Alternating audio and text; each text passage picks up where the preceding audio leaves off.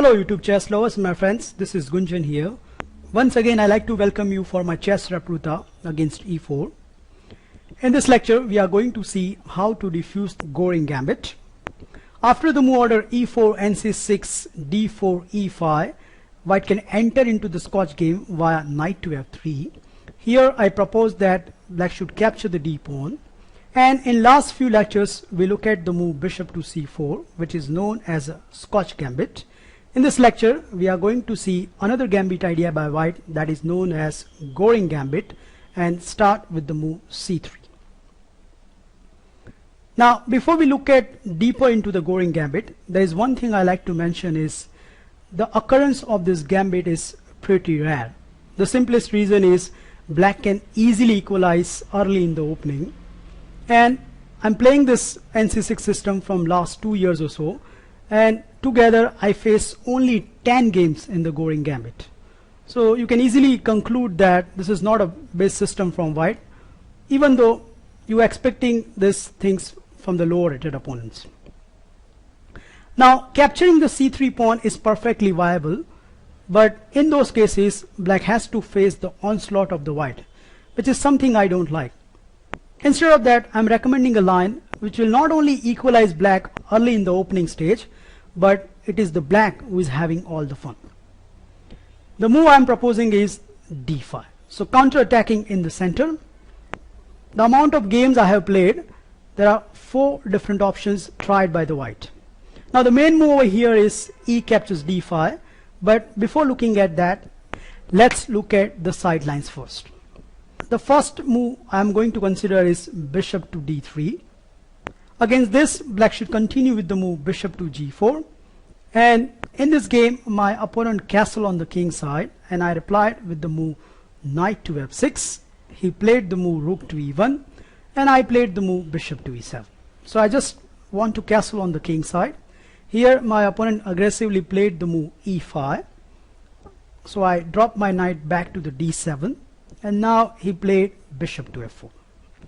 I castle on the king side, and now he played a very tricky move, that is c captures d4. At first sight it looks like this pawn is hanging, but actually it's not. After a few calculations I captured the d pawn, and my opponent's idea was to give me this check, and when I captured the bishop he regained the piece. But doing so he forgot that his king side pawns will be ruined after bishop captures f3, and this is exactly the consequence of this line. My opponent has to capture this bishop. Now I simply reconsolidate my d pawn with the move c6. You can already see material is balanced, but black king is quite safe, where white king side pawns are all over the place. My opponent continued with the move e6. I capture the e pawn, and when he captured with the rook, I played the move bishop to f6. My opponent dropped back the queen to the d2, and now another tactics. I simply capture the b2 pawn. White doesn't have any choice, white has to accept this, and now I regain the piece back with the move rook captures f4. Here my opponent played rook back to the e1, but after queen check, king to h1, there is no need to look at this game in the further, which I initially won. Not only white king side pawns are shattered, but black has the wonderful majority in the center, and look at the queen side piece of the white, they are yet to be developed. So all in all, it was a wonderful game for me. The second move tried by my opponent is knight captures d4. Here black has a very simple move, that is d captures e4, and no matter however white plays, white will not gain anything. Now the first obvious move is knight captures c6, but after queen captures queen and king captures, when black regained the piece, even though black's pawn are double on the queen side, black emerged with a clear pawn up. So I don't believe in this line, what white is getting after all this. So obviously knight captures c6 is not a good move. In one game with a higher ranked player, my opponent responded with the move queen to e4. I responded with bishop to d7, and his idea is to play bishop to b5. So now he's pressurizing the c6 square, but here I simply play knight captures d4 and removing all the tactics. My opponent responded with the move c captures d4, and now I played a6. So doing a clarification about the pin, my opponent captured the bishop, and when I recapture, if white would able to exchange the queen, then black is a clear pawn up. So my opponent wisely played the move queen to c4, but after this the game become very easy. So I castle on the queen side, so now there is a threat on the d4, so my opponent defended with the move bishop to e3, and now I consolidate my center with the move f5. My opponent continues with the move castling on the king side, and after bishop to d6, knight to c3, knight to d7, once again not only black has finished his development, but black is a clear pawn up, and in the game I converted my advantage into the winning one. The third move which tried by few of my opponents, which is the move e5, but I don't believe in this move because this can be simply refuted with the move d captures c3. So now black can accept this pawn sacrifice because now white doesn't have any aggressive line. After knight captures c3 and bishop to b4, there's a threat of d4 push. So my opponent played the move bishop to d2. Afterwards black can continue with the move bishop to g4, and you can see how free piece development black is having. All the white is doing is defense, nothing else. Here my opponent responded with the move bishop to e2. After the move d4, black has a clear advantage. My opponent thought that I mistaken something, so he captured the pawn. I captured the piece, and now he captured my bishop. But after all this, black can play the move knight captures e5. Not only black remain a pawn up, but with the better position.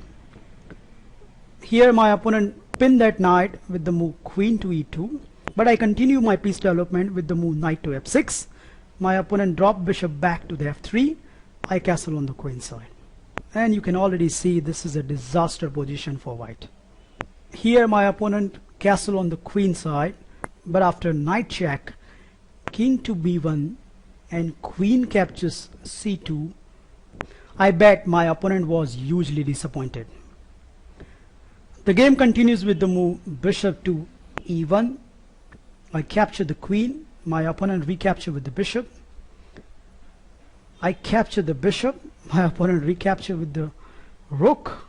I capture the knight. My opponent capture with the pawn. I capture the rook. My opponent capture with the rook. And finally I played the move rook to d8. And it's time for assessment. Not only black is a clear 2 pawns up, but a better pawn structure with a clearly winning advantage. So those are some of the sidelines which white can try, and you can feel now very confident that they are not good at all. So now we are entering into the mainline stuff, which start with the move e captures d5. Here black should certainly capture the d pawn, and now once again the main line runs with the move c captures d4. Now black has many choices, but I'm going to recommend one simplest system which can not only diffuse all the aggression of white, but it can give black a slight edge which you can convert into the winning one. Here I propose that you should play the move knight to f6. Now the main move over here is knight to c3, which we are going to pin that knight with the move bishop to b4. And now there are few moves has been tried. Once again the main move over here is bishop to e2, but let's look at the other lines. For example, in one of my game, my opponent tried the move bishop to d3, but this is a ugly move because now black can respond with the move bishop to g4. In order to stop getting double pawns, white has to waste some time and place the move bishop to e2.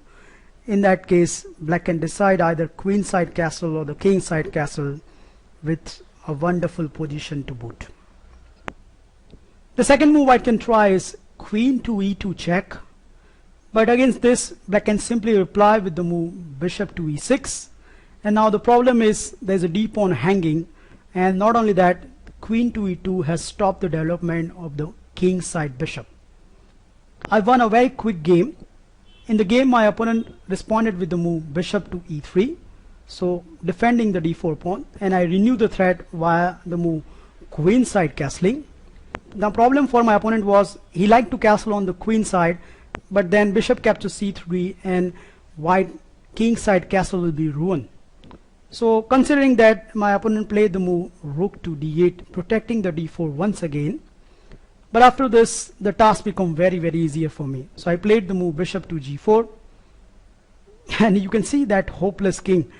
It's still stuck in the center, and that annoying queen is stopping all the king side piece development. I don't know what my opponent was thinking at this point, but he simply played the move a3, which is again a nothing move because I simply captured the knight, and after he recaptured, I played the most natural looking move, that is rook h to e8, and white can already pack in and go home. My opponent continues with the move h3, but this is just asking for it.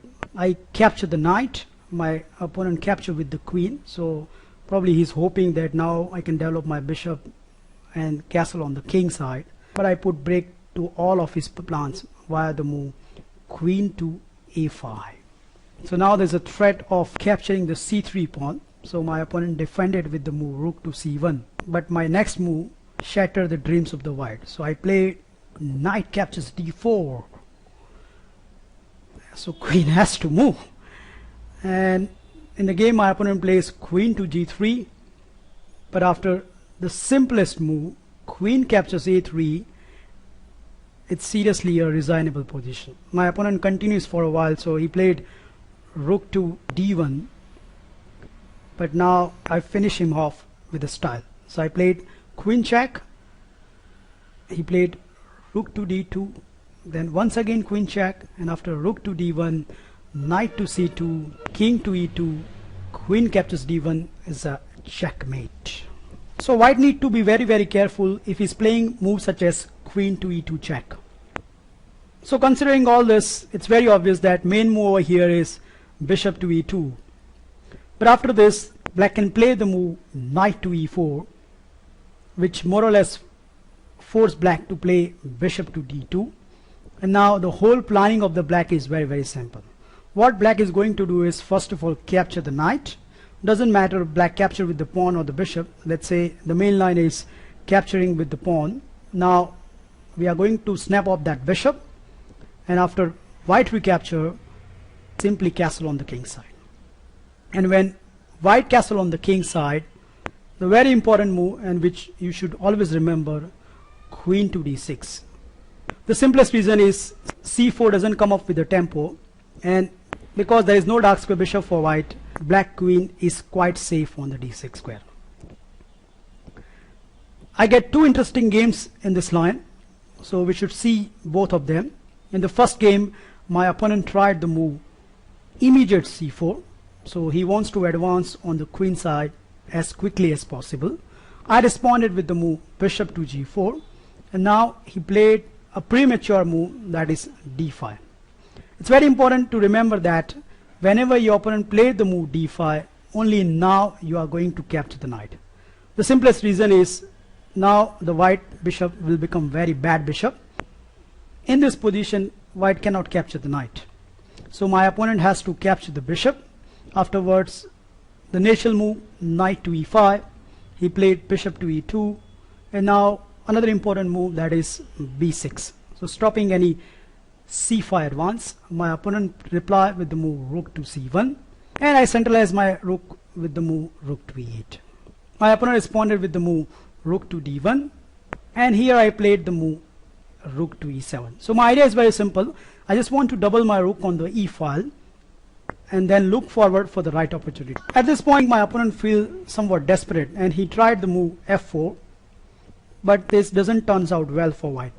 I played first of all queen check, and after king to h1, I retrieve my knight to the d7 square. My opponent thought that he has some tactics, so he played the move d6, but this is over ambitious. I simply capture the pawn, and when white captured the pawn back, I capture the piece. The simple reason is after queen captures and rook to e8, now black is threatening to play queen to f2 with a very good position. So my opponent realized that and he stopped with the move rook to f1. Seeing no tactics, I played a careful looking move, that is h6, giving my king somewhat air, and so did he. So he played the move h3. Now I really put the boot in, so I played the move rook to e3. Running out of the plans and seeing my pieces coming closer to his king, my opponent wants to exchange the queen, so he played the move queen to b5. But after queen to c8, there are some nasties looming on the h3 square. My opponent thought that he can easily defuse all this via the move f5, but can you believe, rook h3 was on the card. Now here my opponent was shocked. It took around 10 minutes and he come to a conclusion that capturing the rook will be a disaster for white. Let's see this. If white captures this rook, then the simplest is queen to b8 and there is no stopping on the h2 square.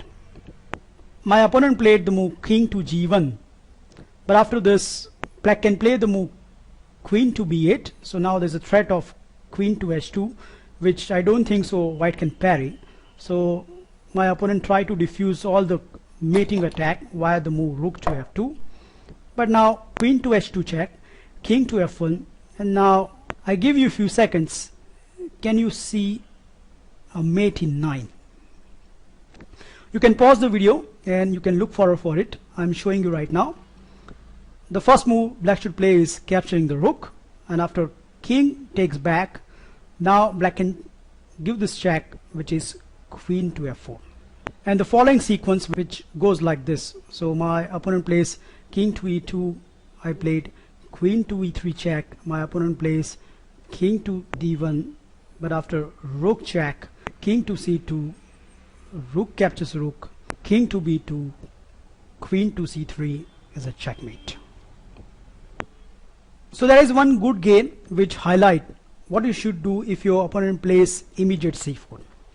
In the second game, where my opponent was really high rated, he continues with the move rook to b1.